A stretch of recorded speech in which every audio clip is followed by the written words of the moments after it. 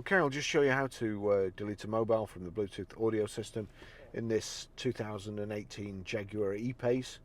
So any screen you've got here along the bottom, home. If I click home there, it shows you radio station, the phone, whether there's a phone connected, the climate control and your map. But what we need is this, the two kind of cogs.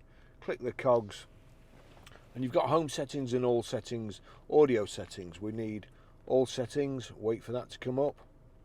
Connectivity, click on connectivity. Mobile data, Bluetooth, click on Bluetooth.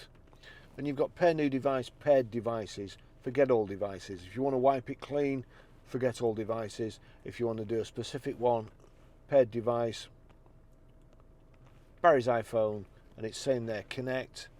I don't want to connect. I click on it, it gives you this new screen.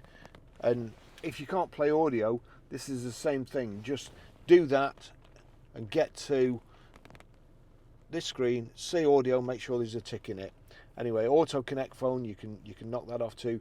Primary phone, yes, if the two of you get in at the same time, it will connect to your phone. Forget device.